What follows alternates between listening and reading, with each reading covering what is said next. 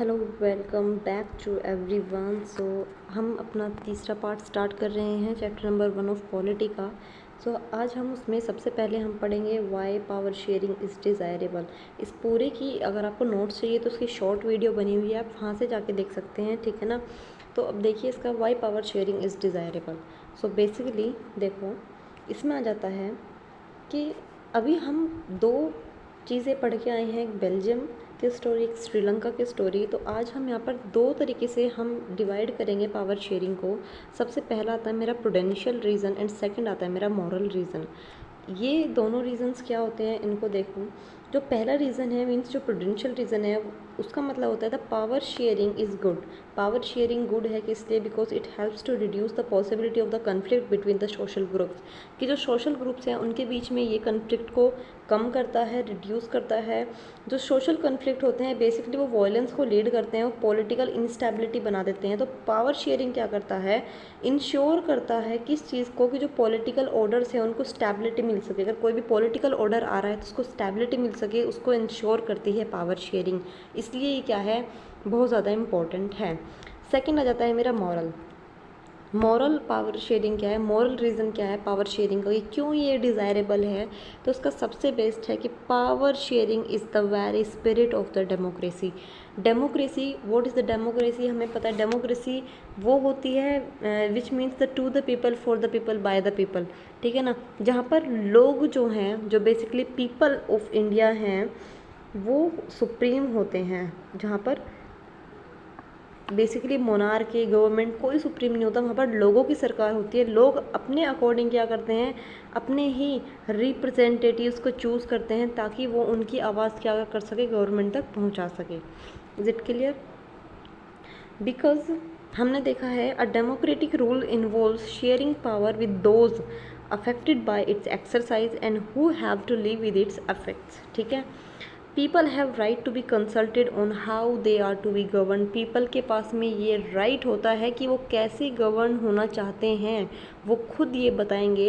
एक legitimate government वहाँ होती है जहाँ पर जो सिटीज़न है वो पार्टिसिपेशन के थ्रू एक्वायर करते हैं स्टेक इन द सिस्टम। एक अपना एक बेसिकली जो कदम होता है वो लोग वहाँ पर अपना इंजॉय करते हैं, अपनी पार्टिसिपेशन को इंजॉय करते हैं कि हाँ अगर गवर्नमेंट कुछ भी लॉ बना रही है तो वो वेलफेयर होना चाहिए सोसाइटी का, पीपल का। कुछ भी ऐसा लॉ गवर्नमेंट नहीं बना सकती है जो लोगों के हित में ना हो। लोग अगर लोगों को उसकी ज़रूरत नहीं है तो ऐसा लॉ नहीं बन सकता है, ठीक है ना। तो लोग अपने अकॉर्डिंग जैसे वो गवर्न होना चाहते हैं वैसा वो वहाँ पर बताएंगे, उनके पास ये पावर है। तो ये हमने बोला पावर शेयरिंग क्या है, is a spirit of the democracy. Next अब हमारे पास आ जाते हैं बहुत ही important forms of power sharing.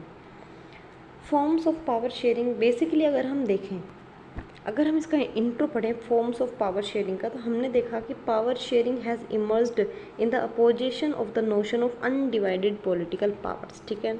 जैसे अगर हम बात करें तो कुछ फॉर्म्स होती हैं, कैसे power is shared among different organs of the government. Different organs of the government में कैसे चली जाएगी, different organs of the government means हमने डिफरेंट ऑर्गन्स ऑफ गवर्नमेंट पढ़ा था, कौन कौन से हमने पढ़े थे। हमने पढ़ा था सबसे पहले लेजिस्लेचर, एग्जीक्यूटिव एंड अपना जुडिशरी।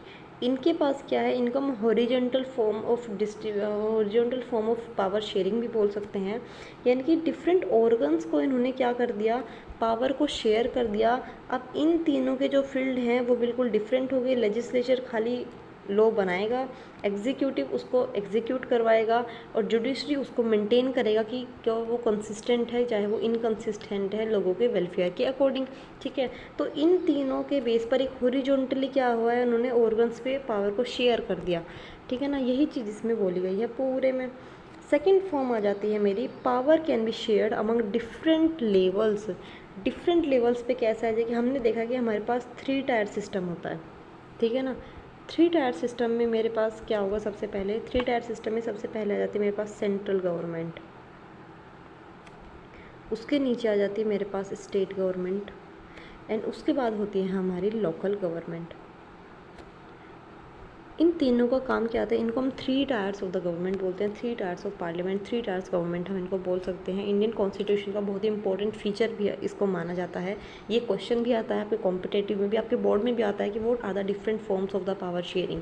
तो बहुत इंपॉर्टेंट है इन फॉर्म्स को याद करना।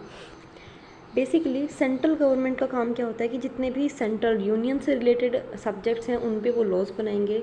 उसके बाद में सेंटर अपनी कुछ पावर सब स्टेट को भी दे देता है, और स्टेट अपना जो पावर है वो लोकल गवर्नमेंट से शेयर करता है। जैसे कि सेंट्रल गवर्नमेंट इन दोनों पे रूल्स बना सकता है, स्टेट गवर्नमेंट स्टेट से रिलेटेड लॉ बनाएगा, लोकल गवर्नमेंट क्या बनाएगी, वो रूरल एरियाज से रिलेटेड जो लॉज होंगे वो उनको बनाएगी, ठीक है ना। नेक्स्ट आ जाता है मेरा third. The third one is, third आ जाता है मेरे पास, पावर में also be shared among different social groups. हमने देखा था, हमने बेल्जियम और श्रीलंका में देखा था, तो उनमें एक डिफरेंट कम्युनिटी गवर्नमेंट बन गई थी, ठीक है ना। ये एक कम्युनिटी गवर्नमेंट हमने बनाई थी, किस लिए कि ये उस सोशल ग्रुप, चाहे वो हमारे लिंग्विस्टिक ग्रुप्स बेसिकली हमने बनाए थे, जैसे कि हमारा जो हमारे वोलन रीजन में रहते हैं, जो हमारे फ्रांसीस रीजन में रहते हैं, उन सब के क्या था, उन्होंने फ्रेंच बोलने वालों के लिए एक अलग लीडर बना दिया है ना, और स्पेनिश फ्रेंच बोलने के लिए अलग बना दिया, स्पेनिश बोलने वालों के लिए अलग बना दिया। तो यहाँ पर क्या हुआ, जर्मन बोलने के लिए अलग बना दी, कम्युनिटी गवर्नमेंट बना दी। बेल्जियम में जैसे बना था, जो अरेंजमेंट्स था, जो रिलीजियस या लिंग्विस्टिक ग्रुप से रिलेटेड अगर उनको कोई भी प्रॉब्लम होती थी उनके कल्चर से रिलेटेड, तो वो अपनी बात उनके सामने रख सकते थे। फिर ये कम्युनिटी गवर्नमेंट क्या करती थी, ये हमारी मेन जो गवर्नमेंट थी उनसे उनकी प्रॉब्लम्स को डिस्कस करती थी। तो ऐसे भी हमारी पावर को शेयर किया गया। नेक्स्ट आ जाता है मेरे पास फोर्थ है हमारे पास, power sharing arrangements can also be seen in the political parties, pressure groups and movements। देखो जैसे कुछ पॉलिटिकल पार्टीज़ भी होती हैं, फिर प्रेशर ग्रुप बन जाते हैं। जैसे हमारे पास हो जाते हैं, हमारे स्टूडेंट यूनियन होती है मेरे पास, ठीक है ना, स्टूडेंट यूनियन होती है, या फिर हम बोल सकते हैं जो हमारी ट्रेड यूनियंस होती है, ठीक है, या हम बोल सकते हैं बिजनेस यूनियन जो हमारी होती है ना। इनका बेसिकली बात क्या है, इनकी बेसिक सी चीज़ें ये हैं इनको समझाने की कि ये लोग क्या करते हैं, कुछ प्रेशर ग्रुप्स, इनमें भी पावर इस तरीके से शेयर कर दी जाती है। जैसे प्रेशर ग्रुप, ट्रेड यूनियन हमने बना दी, ठीक है ना, इसी एग्जांपल से सारी चीज़ पढ़ेंगे हम। ट्रेड यूनियन ने क्या करा, ट्रेड यूनियन से रिलेटेड जिस भी एम्प्लॉय के साथ में अगर कुछ भी गलत हो रहा है तो वो किस पे प्रेशर बनाएगी, गवर्नमेंट पे प्रेशर बनाएंगी। अगर उनके साथ कुछ भी गलत हो रहा है तो गवर्नमेंट क्या करेगी, ऐसी पॉलिसीज़ बनाएंगी जो एम्प्लॉयज़ हैं उनके राइट्स को प्रोटेक्ट हम कर सकें। Is it clear. और यही था हमारा सारा का सारा चैप्टर नंबर 1 जो है वो हमारा कंप्लीट हो गया है। अब बात आती है इनके क्वेश्चंस पर। तो इनके क्वेश्चंस जो हैं वो आप एक बार चेक करेंगे। अगर किसी भी क्वेश्चन में डाउट होता है तो आप कमेंट सेक्शन में आप बोल सकते हैं। अगर आपने हमारा चैनल अभी तक सब्सक्राइब नहीं किया है तो चैनल को सब्सक्राइब करें, वीडियो को लाइक करें और कमेंट करें। Thank you so much.